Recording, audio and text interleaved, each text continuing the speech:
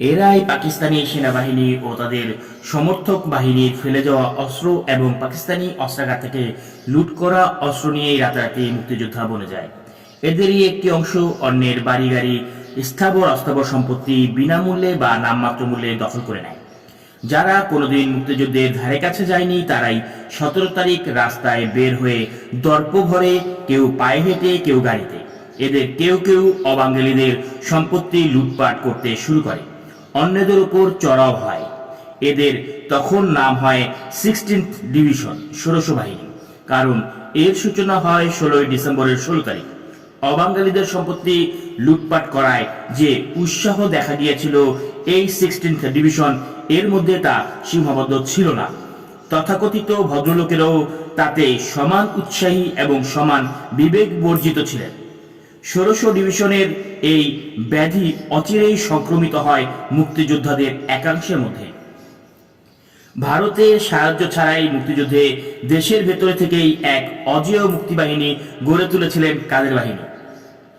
পাকিস্তান সেনাবাহিনীর সাবেক এই তরুণ নন কন্ডিশন অফিসারের অস্ত্রচালনা এবং সামরিক বিদ্যার প্রাথমিক ধারণা ছিল, কিন্তু তিনি ছিলেন এক সহজাত যোদ্ধা এবং সংগঠক। টাঙ্গাইলের একটি বিরাট অঞ্চল তিনি পুরো মুক্তিযুদ্ধের সময় মুক্ত রেখেছিলেন।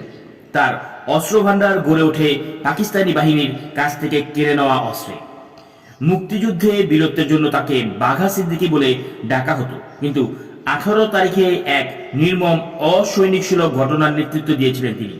তিনি ঢাকায় আউটার স্টেডিয়ামে বিদেশি টেলিভিশন ক্যামেরার সামনে আধা ঘন্টা কাল পিটিয়ে ও তারপর নিজ হাতে ব্যানরেট দিয়ে খুঁচিয়ে খুঁচিয়ে অজ্ঞাত অভিযোগে ধৃত 4 জন বন্দীকে নির্মমভাবে হত্যা করে। অন্য অনেক দেশি বিদেশি সাংবাদিকের সাথে এই হত্যাকাণ্ডের সময় উপস্থিত ছিলেন তরুণ ইটালিয়ান সাংবাদিক ওরিয়ানা ফালাচি। এই হত্যাকাণ্ড নিয়ে তিনি একটি কঠোর প্রতিবেদন লিখেছিলেন। শেখ মুজিব পাকিস্তানের জেল থেকে ছাড়া পেয়ে দেশে ফিরলে ওরিয়ানা আবার ঢাকায় আসেন এবং পরপর 2 দিন তার সাক্ষাৎকার নেন তিনি। বহু দেশেই আউটার স্টেডিয়ামের এই নির্মম ঘটনার ছবি দেখানো হয়। ফলে যুদ্ধের সময়ে বাংলাদেশের প্রতি বিশ্ব সমাজের যে শুভেচ্ছা ও সহানুভূতি তৈরি হয়েছিল তখন থেকেই তাতে ভাটা পড়তে শুরু করে। এই বর্বর হত্যাকাণ্ড শীর্ষ রাজনৈতিক নেতৃবৃন্দকে বিচলিত করেনি, বরং কাদের সিদ্দিকী প্রকাশ্যেই প্রশ্রয় পেয়েছিল।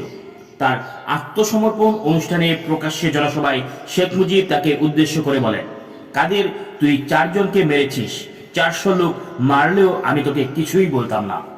সকল আন্তর্জাতিক রীতিনীতি ভঙ্গ করে তরুণ মুক্তিযোদ্ধারা রেড কোর্সের নিরাপত্তা বলয়ে থাকা ইন্টারকন্টিনেন্টাল হোটেলে পরবর্তী সময়ে শেরাটন আক্রমণ করার হুমকি দেয়।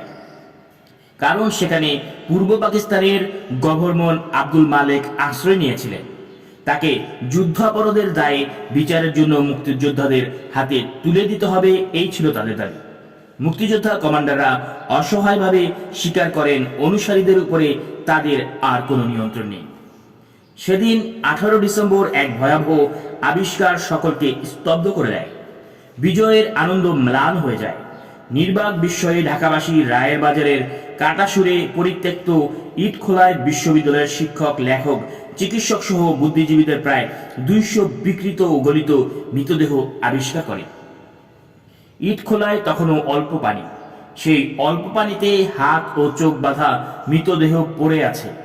দেখলেই বুঝতে পারা যায় মৃত্যুর আগে তাদের প্রত্যেকেরই ভয়ানক নির্যাতন করা হয়েছে। এর মধ্যে একজন ছিলেন বরেন্দ্র হৃদরোগ চিকিৎসক ডাক্তার ফজলে রাব্বি। তিনি ঢাকা মেডিকেল কলেজের অধ্যাপক ছিলেন।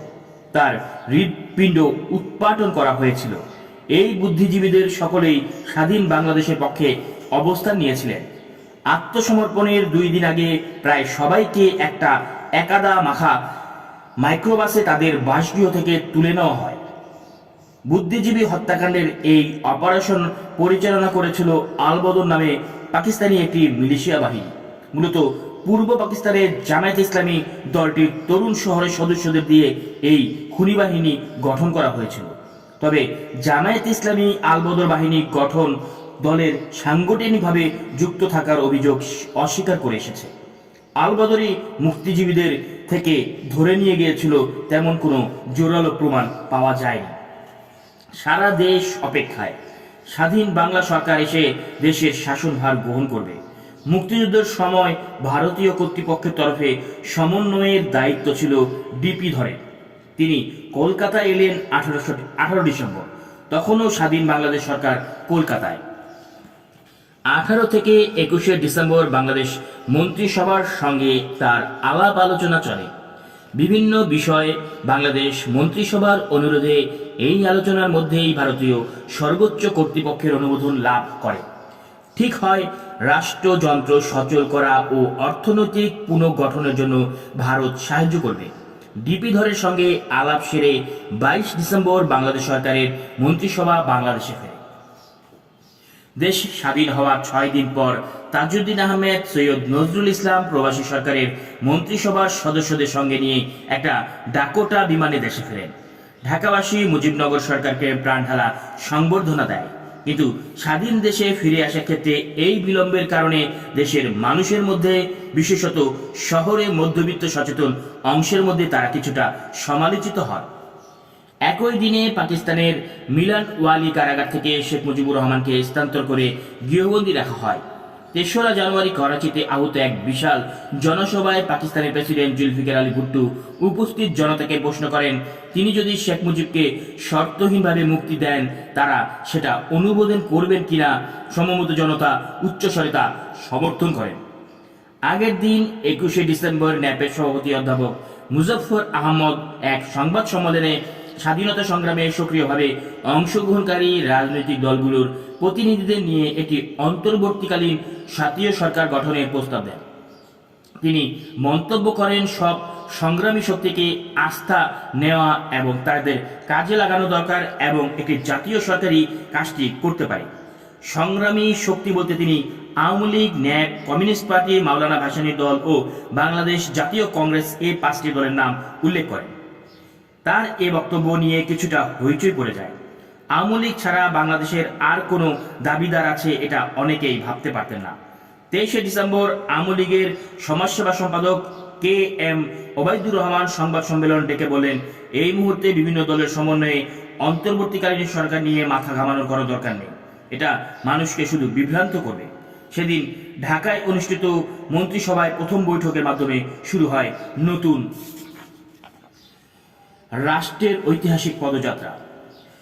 মন্ত্রী পরিষদের প্রথম বৈঠকে বাংলাকে রাষ্ট্রভাষা, স্টেট ব্যাংকে বাংলাদেশ ব্যাংক, মুক্তিযুদ্ধে শহীদদের স্মৃতির উদ্দেশ্যে স্মৃতিসৌধ নির্মাণের সিদ্ধান্ত এবং প্রেস ট্রাস্ট বিলুপ্ত ও যুদ্ধ চলাকালে অনুষ্ঠিত সব একাডেমিক ও পাবলিক পরীক্ষার ফলাফল বাতিল ঘোষণা করা হয়।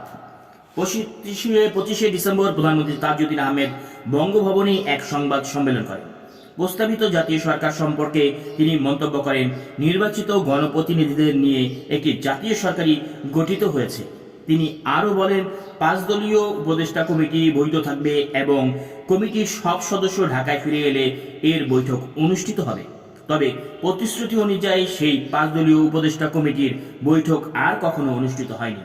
দেশের সব মানুষের ঐক্যের শীর্ষবিন্দু মুক্তিযুদ্ধকে ঘিরে সদ্য স্বাধীন দেশে যে সংহত ও ব্যাপক ঐক্যের সূচনা হতে পারত, শুরুতেই সেই সম্ভাবনাকে নিঃশেষ করে এই জাতীয় অর্জনকে একটি দলের কুক্ষিগত করে ফেলা হলো।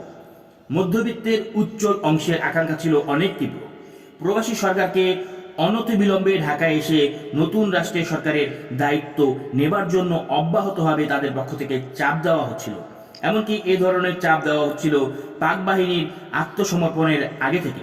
কিন্তু ভীরুতা এবং সশস্ত্র সংগ্রামের সঙ্গে প্রত্যক্ষ সম্পর্ক না থাকায় নেতারা বিপদসংকুল আর অনিশ্চিত পরিস্থিতির মুখোমুখি হতে ইতস্তত করছিলেন। 1972-এর 1 জানুয়ারি জাতীয় সরকারি ব্যবস্থাপনায় শরণার্থীরা দেশে ফেরা শুরু করে। 23 জানুয়ারির মধ্যে মোট 98,93,000-এর মধ্যে 50 লাখ শরণার্থী প্রত্যাবর্তন করে।